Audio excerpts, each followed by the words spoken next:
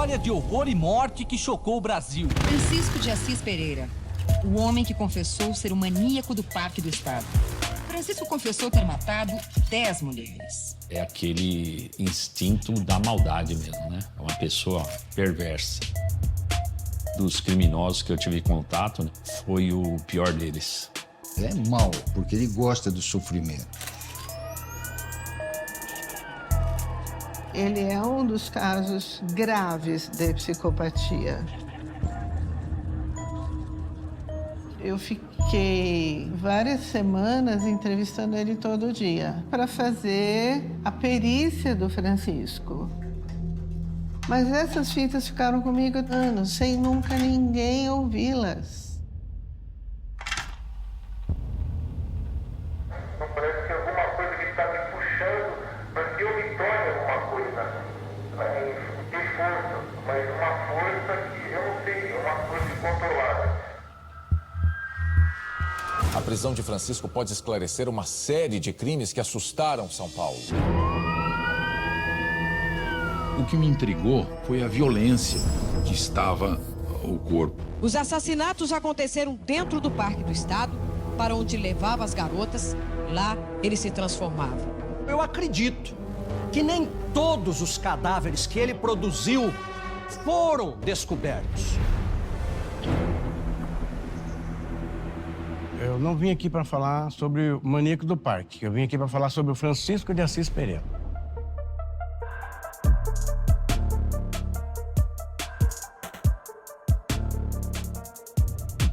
O Francisco proferiu que ele seria famoso, nem que fosse nas páginas policiais.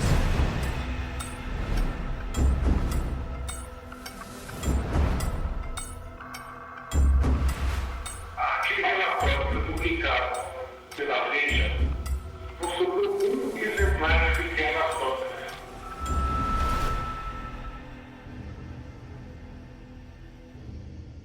A mídia queria vender jornal. Eu acho que a imprensa esqueceu bastante de contar mais quem era a vítima. Não teve muito isso. O maníaco do parque. Então voltou-se todos os holofotes para ele. E as vítimas? Eu me sinto um alívio no que foi tanta mentira que teve, né? Agora a verdade vinha à tona, né?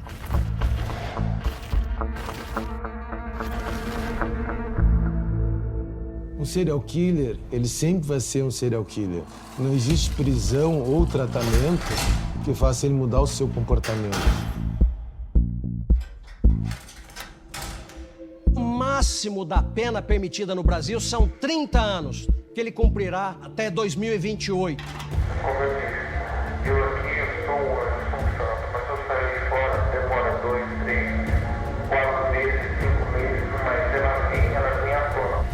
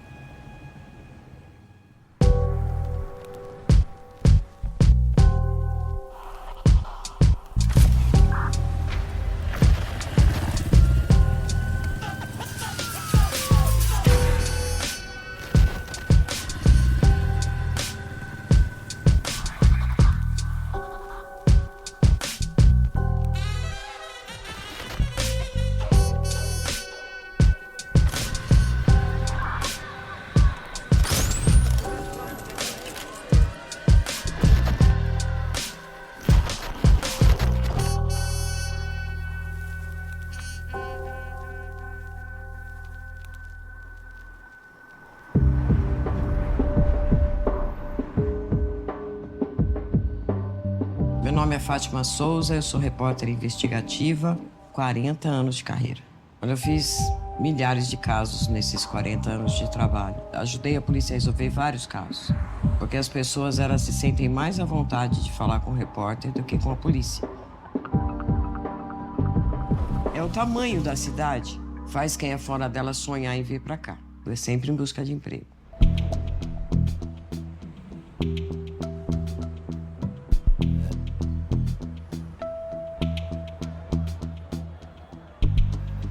E elas se assustam quando chega aqui.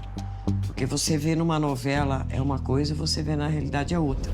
A maior cidade da América do Sul tem números que assustam. Dirigir em São Paulo tem sido um verdadeiro inferno. A Grande São Paulo tem hoje mais de 1,5 milhão de desempregados. O bairro aqui é violento?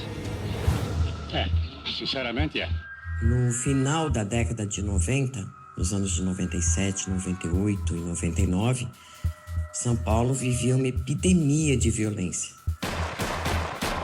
Isso aí dá uma média de 15 homicídios a cada 24 horas.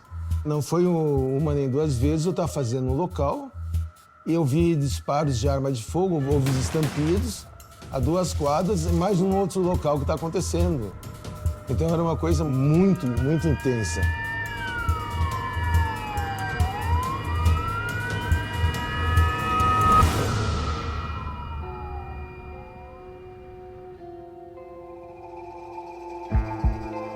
Meu nome é Luiz Carlos Pereira, eu sou irmão do Francisco de Assis Pereira.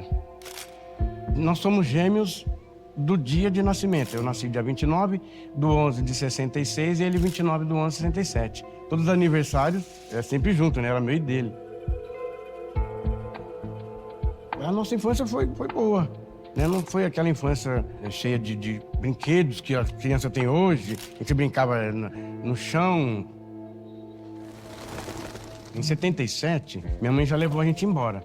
A gente foi para São Paulo já nas férias. Aí meu pai trabalhava já no açougue, nessa época, de empregado. Foi em 81 que ele comprou um açouguinho, que eu comecei a trabalhar.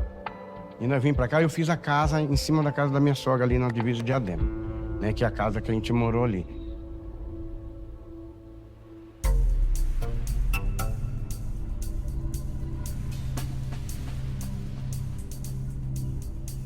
E acho que minha cunhada deixou ele ficar lá, morar um tempo. Não, Chico, fica aí. Fica pertinho da massa, uns 5 minutos. Daí então foi nesse tempo que aconteceu o ocorrido. Estava acontecendo, a gente não sabia, né? A mata localizada na zona sul de São Paulo, na área conhecida como Parque do Estado, abriga 5 parques, entre eles o Jardim Zoológico e o Jardim Botânico. Mas quem mora por aqui sabe que a falta de segurança não é nenhuma novidade. Desde que eu me entendo como gente, sempre foi assim esse lugar. Antes de acontecer tudo isso, você pintava as beiras daquela mata. Mas nunca pintava isso. Eles estavam separados, e via até antes, caso haveria acontecido ali, qualquer coisa, ali no meio daquela mata.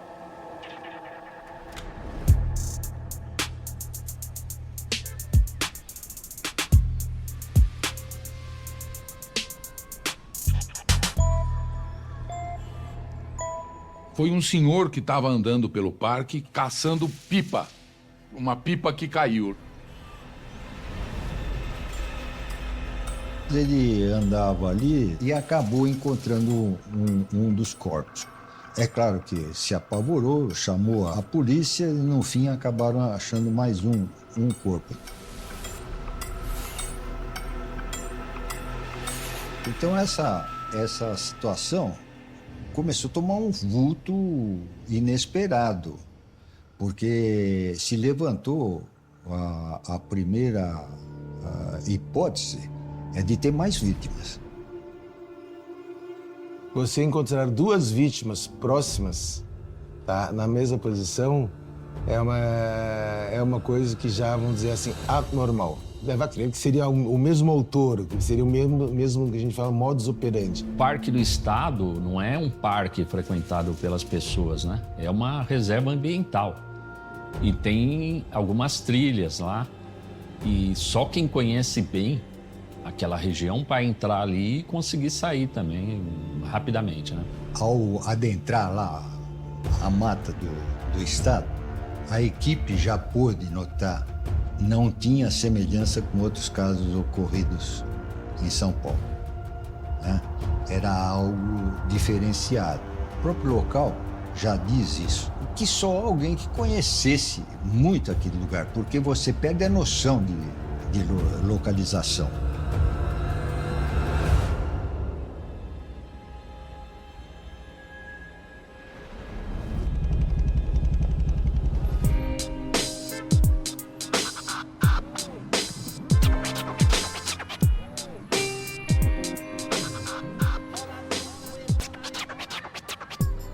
morei em Diadema. Sou suspeita em falar, porque eu adoro.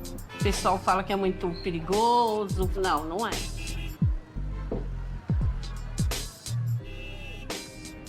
Meu nome é Lícia Lopes dos Santos. Eu sou uma vítima. Fui desde balcão de padaria, a babá. Depois trabalhei como DJ num salão de baile.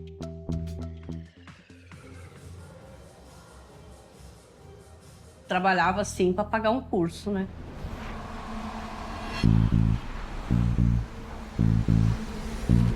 Apareceu um homem na escola. Ao primeiro ver, assim, a gente achava que ele ia se matricular. E ele olhava muito para as meninas. Só que ele não ia embora, ele ficava em cima de uma moto e olhando. Mas as meninas ficaram muito incomodadas com ele.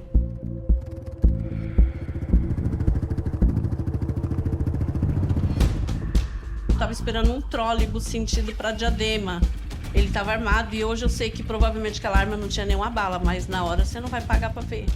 Ele falou que eu iria seguir ele. Quando eu falei que estava vindo alguém que eu conhecia, ele colocou a arma assim e fechou a jaqueta. Eu cumprimentei a menina fez assim, oxe, de onde que eu conheço essa mulher?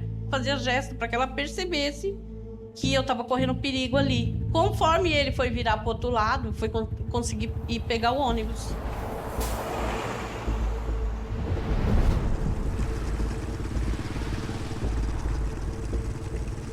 Quando ele veio no segundo dia, ele falou assim, agora você não escapa.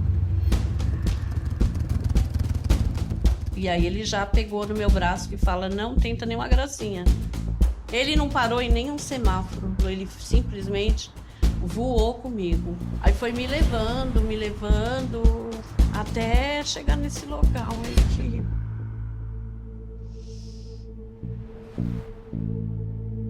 E ele falava, anda, vai, entra. Aí eu falei, entrar onde? Esse monte de mato. Chegando lá, ele tentava me morder. Não era beijo, ele vinha pra morder. E aí foi quando ele se virou de novo. E aí eu saí correndo.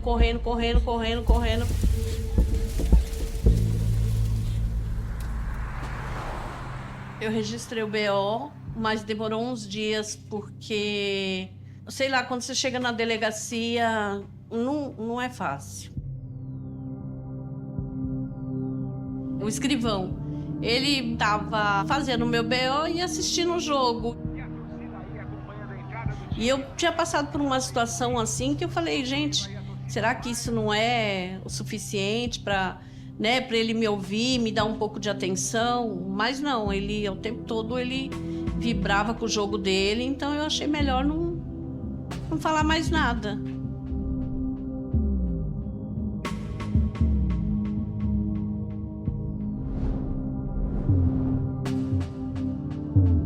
Porque a gente tinha infinitos relatos de mulheres que iam à delegacia e ouviam também com essa sainha, também com essa teta de fora. Não foi você que deu bola pra ele, não? Mas não era uma época que se falava muito de estupro, pesado demais. Como se não fosse pesado ser estuprado.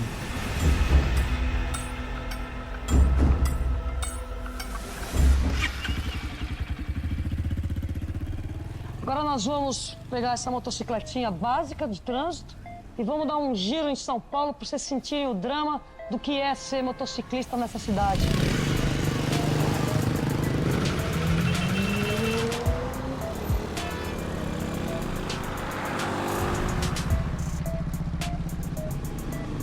Na época eu abri uma empresa de motoboy no quintal da casa da minha mãe.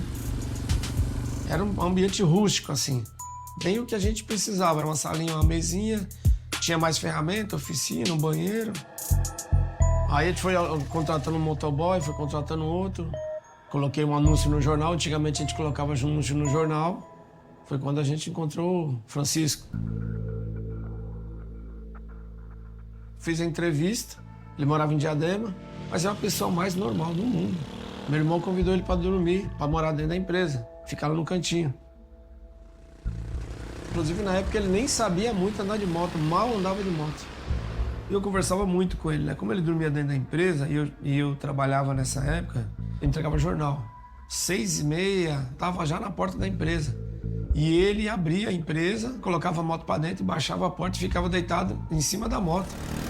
Com uma perna em cima do baú, deitado na moto. E às vezes ele tava acordado e a gente ficava conversando. Ser motoboy nos anos 90 e hoje ainda continua sendo loucura. As empresas gigantes de motoboy que a gente conheceu, os motoboys morreram todos. Eu entrei lá através do meu cunhado, Chico já estava lá. E a gente fez amizade, e ele era um dos melhores amigos que eu tinha. Ele que me ensinava. Ele abria o guia na página da rua.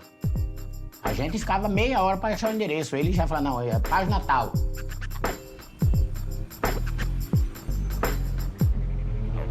Ele foi ficando um motoqueiro muito bom, viu? O Francisco andava muito mais de 200 km, 220, 240, diário, de segunda a sexta.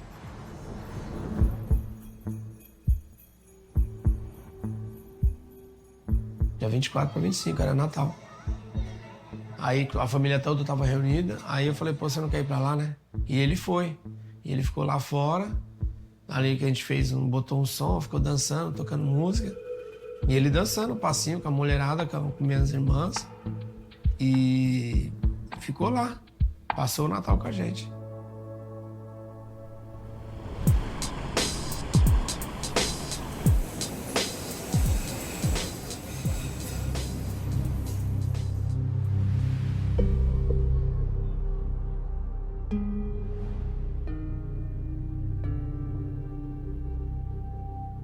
Nós crescemos juntas, eu e a Selma.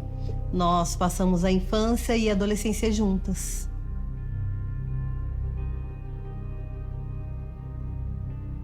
Nós gostávamos de brincar na rua. Era uma época que você podia brincar na rua. E era muito gostoso. Foi uma infância muito saudável, uma adolescência muito saudável.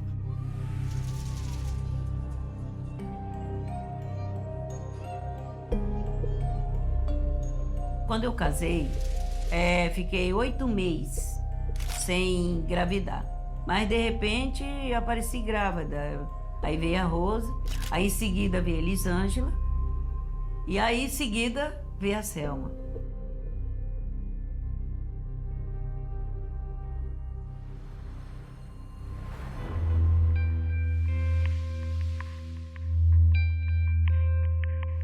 Eu cheguei lá, eu fiquei com meu neto, passei a noite.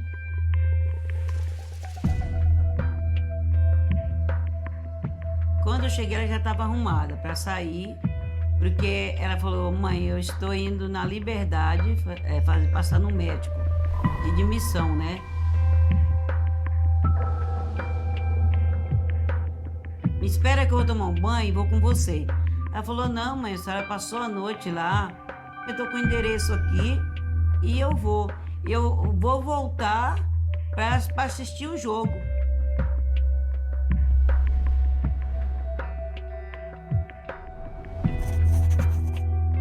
Ia ter o jogo do Brasil e Dinamarca. Ela falou, pai, eu volto para nós assistir o jogo. Todo jogo de Copa é a mesma coisa. A ansiedade toma conta do brasileiro. Ainda mais quando se prepara para ver a seleção tentar uma vaga nas semifinais. O Brasil para, o comércio para, tudo para. Começa a festa da classificação na Paulista. Amanhã é o seguinte, o patrão dá licença porque não dá pra trabalhar não. 8 horas e a Selma não ligou, não chegou 9 horas, nada da Selma. Eu fiquei preocupada, falei, Antônio, cadê a Selma? Até ela disse que vinha assistir o jogo e ela não apareceu. Chegou 11 horas, nada. Passei a noite ali, falei, meu Deus, a Selma não manda, a Selma não liga, a Selma não faz nada. Aí passou a noite, a gente passou a noite sem dormir.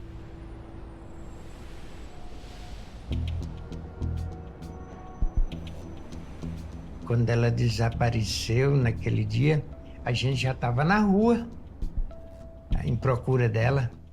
A gente andamos todos os ML de São Paulo. Voltamos para casa, fomos direto na delegacia de Cotia. Ela falou que a menina tinha sumido.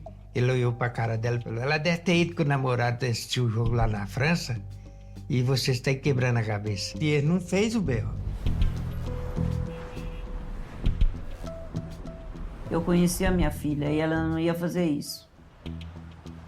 E eu senti uma coisa tão ruim assim que a gente não tem valor de uma formiga, né, para esse povo, né? Eu saí de manhã, já fui para casa da minha tia e fiquei lá. Naquela época nós tínhamos amigos que eram policiais, e aí nós ligamos para eles também, fala com um, fala com o outro. E aí um desses nossos amigos, ele falou assim, escuta, você já mandou uma mensagem no pager dela? Eu falei, não. Ele falou, então manda. De repente, eu sentada no sofá, aí o telefone tocou e eu atendi o telefone. Eu tô com a Selma aqui. E é o seguinte, eu quero um dinheiro. Então, mas deixa eu falar com ela. Não, vai falar nada com ela, não. Eu só quero saber do dinheiro. Eu quero a senha do banco. Me dá a senha, me dá a senha, me dá a senha. Puf, desligou o telefone. Ela usava a minha conta, então ela tava com o meu cartão e tinha lá meu nome. Aí o telefone, alguns minutos, toca novamente. Peguei o telefone, me dá a senha. Eu tentei argumentar, tentei falar. E ele só palavrão, só xingava. Ele falou que ia ligar às 11 horas, mas depois ele não ligou mais. Eu ficava do lado daquele telefone esperando ele tocar. Se eu não conseguir dormir, como é que eu ia assistir televisão? Se eu tivesse assistido televisão, eu teria visto o corpo dela. Eu teria reconhecido, mas eu só fui ver depois. Os corpos foram encontrados hoje de madrugada por um morador da região, no Parque Estadual das Fontes do Ipiranga.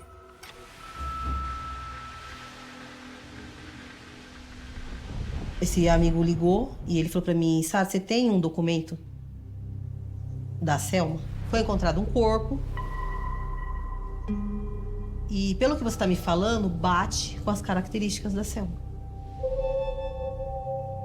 E esse corpo tá no IML.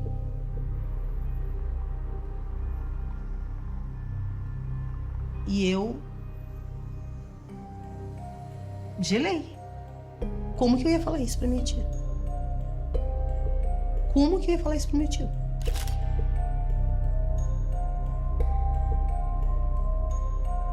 Vou entrar, quero ver. Ele falou, não. Ele falou, é sua prima, é sua amiga, cresceu com você.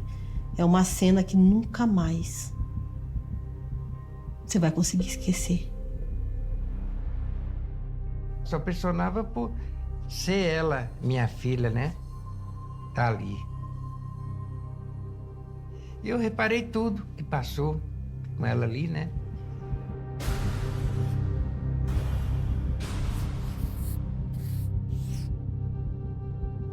Eu escutei a minha tia gritar lá de dentro. Que era a Selma que estava lá. Quando nós saímos do IML, nós fomos direto pro DHPP. E aí nós já tomamos conhecimento de todos os casos. Pai e mãe olharam as roupas encontradas na mata, onde o corpo dela também foi encontrado. Ixi, eu tava tão perdido no tempo que eu nem... E eu também. Que eu fiz tudo assim, sem... Como se eu não sabesse nem o que eu tava fazendo, só sentido só nela, né?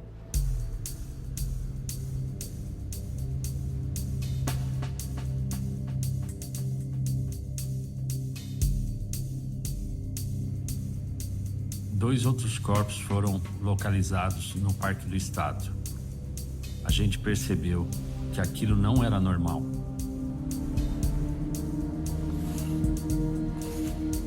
Outros 2 corpos de mulheres foram encontrados no sábado no mesmo local. Todos os 4 corpos estavam seminus. Eles vão ser examinados agora para verificar se houve violência sexual.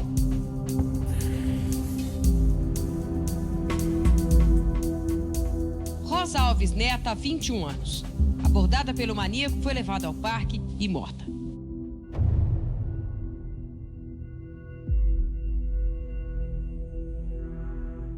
Um grande caso, uma busca por um assassino maluco, um serial killer, uma cobertura diária, todo dia, todos os repórteres vinham para cá. Todo dia. DHPP passou a ser a nossa base. Foi nessa rotina de DHPP e de Delegacia Geral, uma conversa em que estavam o Dr. Jurandir, Desgualdo e alguns repórteres que cobriam polícia todos os dias e contaram pra gente que tinha um caso escabroso, uma suspeita de um cara que atacava várias mulheres. Esse não é um crime comum, logo ele é excepcional, então logo ele é notícia. O maníaco do parque. O maníaco do parque. É o maníaco do parque. O maníaco do parque. A cobertura do Maníaco do Parque, eu acho que ela conta um pouco desse pico da cobertura policial sensacionalista.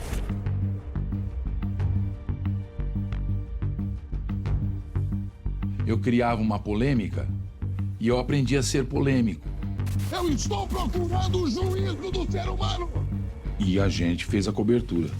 E depois ao vivo, com a entrada da polícia, cães. Vamos ver agora a primeira entrada na mata. Ulisses Rocha Aventura. A gente vai entrando, vai acompanhando. Tá vendo? Uma pata. Vamos trocar ela? Olha, por que teria essa pá aqui?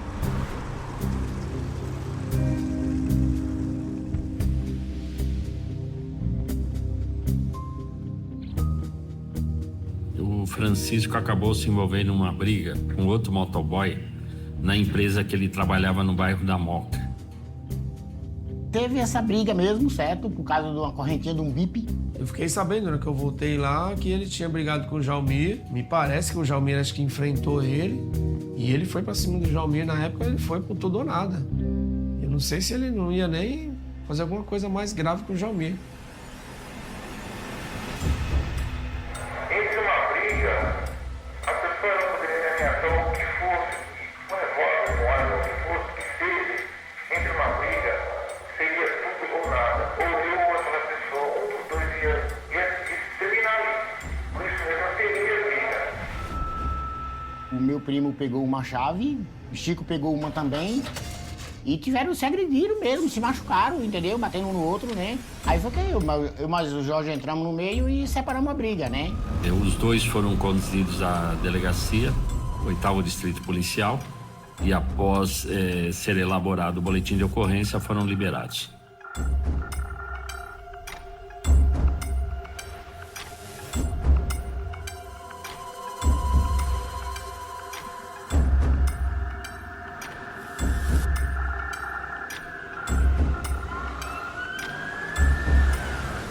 Meu primo, a gente viveu junto a vida inteira, né?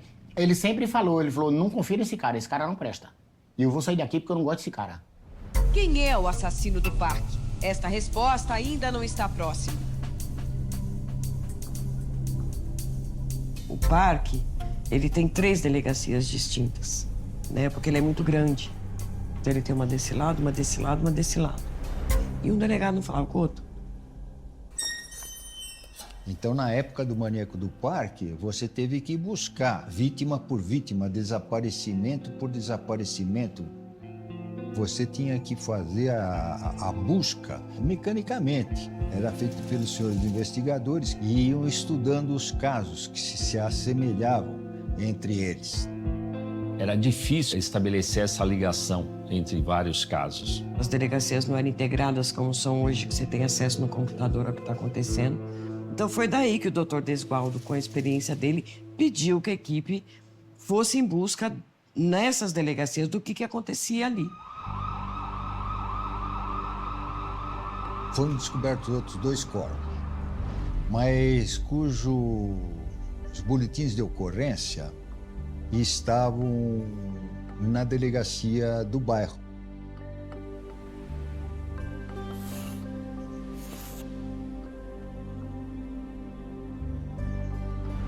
Raquel Mota Rodrigues, 23 anos, é lembrada hoje pelo seu jeito brincalhão. Michele Martins tinha apenas 20 anos. A menina saiu de casa em abril e não voltou mais. E nós vislumbramos a possibilidade de ter uma ligação com os outros casos.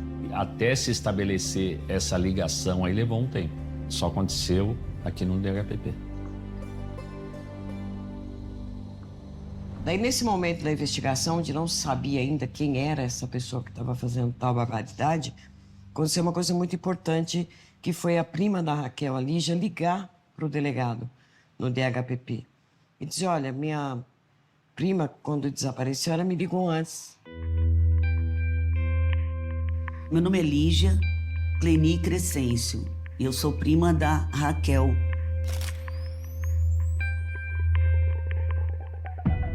E ela era muito falante. Em 3 minutos ela contava a vida dela todinha pra ti, se ela fosse com a tua cara, entendeu? Ela era aquela pessoa assim, que onde ela tava, ela contagiava a gente com alegria, sabe? Era certinho, porque ela não desviava o caminho. Pegava o metrô e vinha embora. Ela ligou pra mim do orelhão.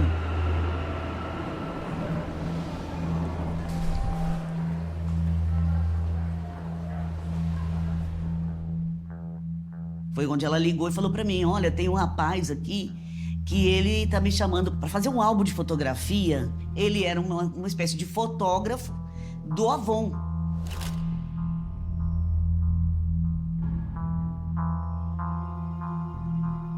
E era o sonho dela, né? Ele já percebeu isso conversando com ela. É uma coisa que eu sinto, eu sei, dentro de mim, esse próprio ser me engana. A mim mesmo e a outras pessoas, porque o falando era ruim comigo, realmente. Mas o que eu vinha na minha mente era que ela não viesse comigo. Porque não vem comigo e não entra lá que eu tô te levando, porque lá eu vou tirar conta. Então eu não sei por quê que eu, naquela hora, parece que foi uma coisa divina, que veio e falou, fala pra ela não ir, né? Alguma coisa assim. E o cara tava do lado dela. E ela terminou a frase e não falou tchau, entendeu? Que ela sempre falava. Ele desligou antes dela terminar a frase. Então ele levou ela de arrasto.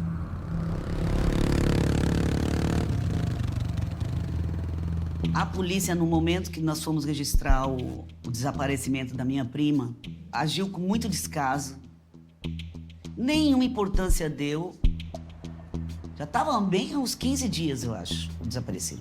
E a gente chorando naquela agonia.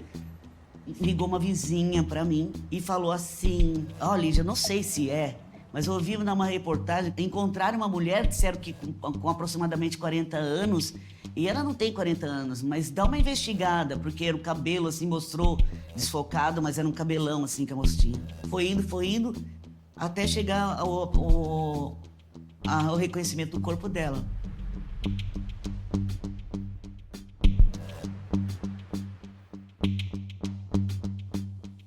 É que, embora a moça tenha sido encontrada morta no Parque do Estado, apenas de calcinha, com o rosto enterrado, o IML, no laudo, determinou a causa-mortes como natural.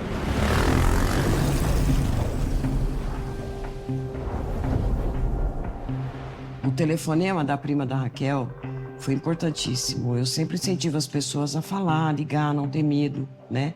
Ela disse, olha, eu tô aqui com um rapaz e ele tá querendo fazer fotos. E começaram a aparecer outras sobreviventes, pessoas que tinham conseguido fugir ou se desvencilhar dele, muito chateadas com o fato de não terem sido ouvidas antes, de não terem dado crédito para elas antes, quando passaram por aquele momento difícil.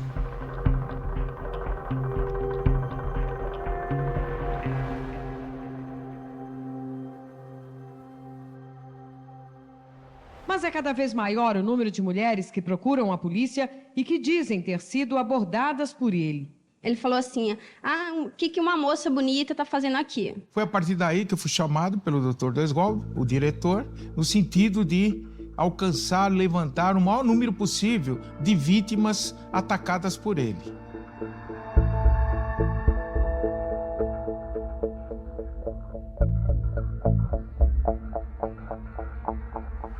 Ele abordava na Praça da República, abordava algumas lá no Parque do Ibirapuera, na imediação da Avenida Paulista. Ele era simpático, era um cara bom de conversa, era um cara gentil. E com isso ele atraía, ele conseguia levá-las até o Parque do Estado, sob o argumento que lá iam fazer filmagem, que lá existiam outras garotas já no set de filmagem. Algumas delas ele chegou a ameaçar utilizando arma de fogo, ou então simulando que estava armado. Eram moças de idade, geralmente entre 18, 22, 23 anos. Eram moças bonitas. E elas relatam que assim que ingressavam no parque, ele se transformava. Olhava para a fisionomia dele e já via uma transformação. Era outra pessoa.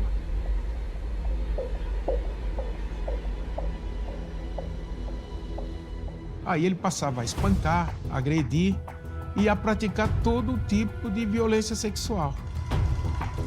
E a hora que quando eu caminhava pela marca, eu estava mais bravo que a marca. Quando eu passava correndo, eu estava baixo, estava diminuindo, estava ajudando. Depois que chegou na mata, ele se transformou em um monstro. Ele colocou as duas mãos na minha garganta e apertava. Quando eu ia me desfalecer, ele me segurou e falou assim: tá vendo como eu posso te matar desse jeito? Cala a boca, porque eu sou um psicopata e eu não sou um bandidinho qualquer não. E apontou o dedo assim, rodeando a mata, falando assim: eu já matei muitas, tá tudo enterrada por aqui. Meu nome é Sandra, eu sou uma sobrevivente do Maníaco do Parque. Minha carteira profissional foi encontrada no Parque do Estado pelo DHPP, num triângulo que eles fizeram ali na mata para procurarem mais vítimas e corpos. E aí eu recebi um convite para comparecer. Bom, quando eu cheguei no prédio, a primeira vez que eu vi um monte de repórteres, mas eu não sabia que eu tinha ou eu podia tampar meu rosto para entrar no DHPP. Eu não sabia que eu podia não dar entrevista. Eu não sabia de nada disso. O comportamento dele com você? O que ele disse pra você? O que ele fez na mata? Como é que você conseguiu escapar? Eu não estava legal.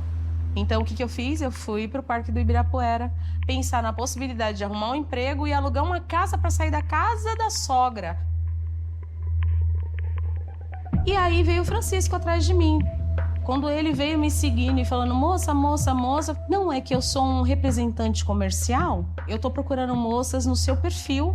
E eu queria convidar você para fazer uma sessão de fotos. A minha equipe tá no parque do zoológico. Eu falei assim: como que vai ser? Quantas pessoas vão estar lá? A minha irmã vai estar lá. Então, se você quiser ir agora, é agora. Sobe na moto e eu te levo lá.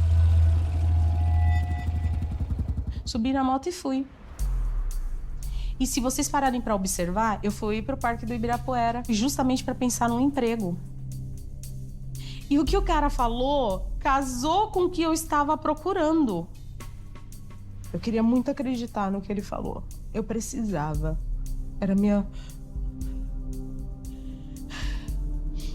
Era a única saída.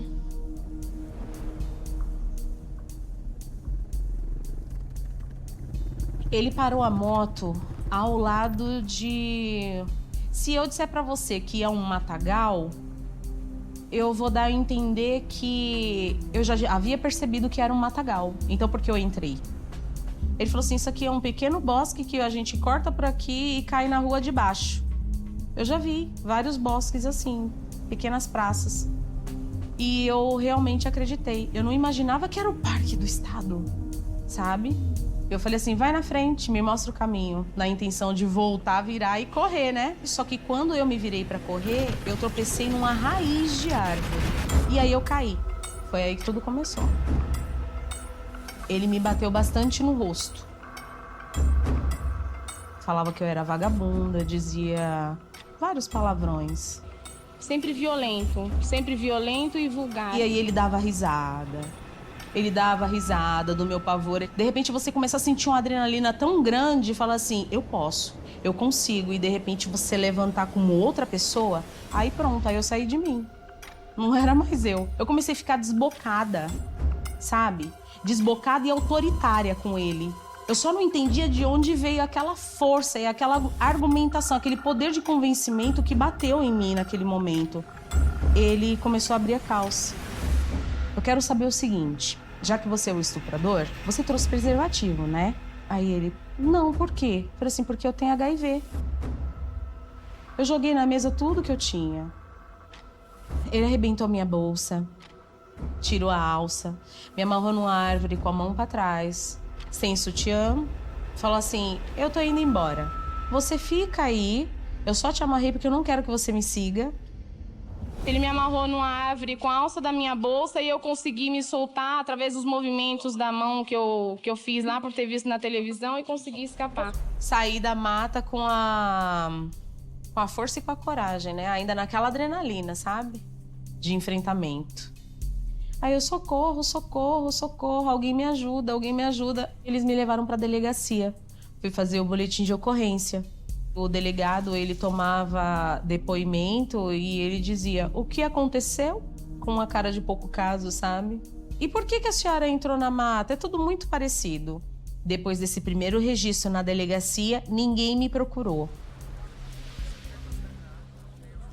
Às 3h da tarde, chegou ao Departamento de Homicídios e Proteção à Pessoa Sandra Aparecida de Oliveira, de 19 anos. Ela deu bastante entrevista, ela foi muito despojada, corajosa, foi um fator motivador. A gente usava isso, falava, veja, vocês não precisam dar entrevista a nada, mas veja a Sandra tá pondo a cara para bater. Ela tá defendendo não só o interesse dela, o interesse da sociedade e de outras meninas. Eles buscavam detalhes do rosto do Francisco. Enquanto eu estava apavorada, eu não conseguia olhar para o rosto dele. Só pavor, pavor, pavor. Mas quando o pavor passou, que eu respirei e consegui focar nele e olhar bem para ele, eu peguei todos os detalhes dele. Uma boca suja, ele tinha uma aparência suja, ele tinha uma falha na sobrancelha, como quem caiu e feriu a sobrancelha. Era um rosto cheio de sardas. Eu me lembro que, embora não fosse o retrato falado colorido em computador como é hoje, ele tinha bastante semelhança com Francisco de Assis Pereira. Aí começou a falar, ó, já está sendo feito o retrato falado da pessoa assim, lá do parque, que está sendo procurado. E eu olhava o retrato falado e falava, parece que eu conheço essa pessoa. Nesta delegacia, depois do depoimento de 2 vítimas que conseguiram fugir, foi feito este retrato falado do agressor. A gente trabalhou na sexta-feira, chegamos na empresa às 9 horas, aí apareceu um jornal. E a gente brincando, né, que a foto era suspeita.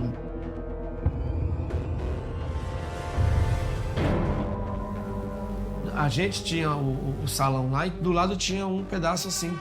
E o que acontece? Como a gente não usava aquele pedaço, nós realocamos com a cabeleireira. Ele foi no salão do cabeleireiro, do lado, né, e pediu pra mulher tirar a sobrancelha dele, deixar bem fininha. Aí deu a sexta-feira, beleza, todo mundo foi embora. No sábado, ele começou a queimar os papéis, e os papéis começaram a fumaçar muito e atrapalhou o salão do lado, né? No dia que saiu a foto falada dele, ele queimou, na madrugada, todas as fotos. Ô Chico, o que você tá queimando aí que a fumaça tá atrapalhando aqui? Aí ele se assustou, ele jogou no vaso tudo e deu descarga.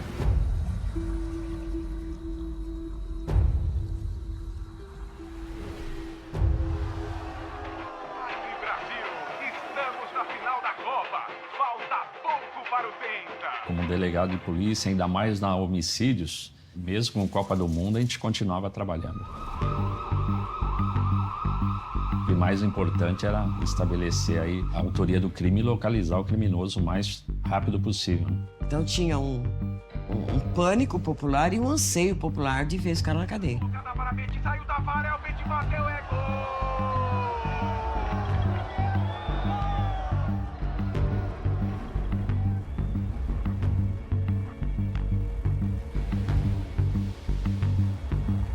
Segunda-feira, todo mundo triste, né?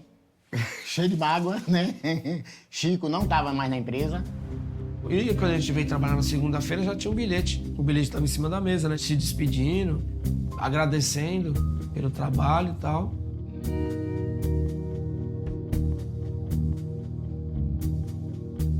Foi uma época dificílima, porque você tinha uma obrigação de localizar um maníaco que estava solto. Eu não sei o que poderia acontecer futuramente. Viria, além de que ele ameaça um ser humano, que viria depois daquilo. Se capturou da carne de uma mulher, eu queria ser associado à carne de um homem, de uma criança, de uma senhora, viria. A gente sabia do perigo que representava para a sociedade. Era um predador que estava solto. A população estava assustada, curiosa no sentido de que o caso resolvesse logo se soubesse quem era esse cara. As meninas tinham medo na periferia, todo mundo está tentando evitar sair à noite, principalmente naquela região, né? Aqui é sempre com medo. Não dá nem para ficar aqui assim parado muito tempo. De medo de quem é esse homem, como que é a cara dele, e ele pode me encontrar. O pessoal ficava apavorado. Todos ficaram com medo. Todos. Eu falei pra ele, ó, o pessoal tá te procurando aí, o que tá acontecendo? Tem alguma coisa a ver? Ele falou, não, em partes. Ele tem que ser retirado da sociedade no menor tempo possível. É imprevisível o comportamento de um predador desse naipe. Ele falou que ia sair pro mundo aí, que ninguém ia pegar ele. Foi assim que ele me disse, né? Agora, Francisco é procurado em todo o país.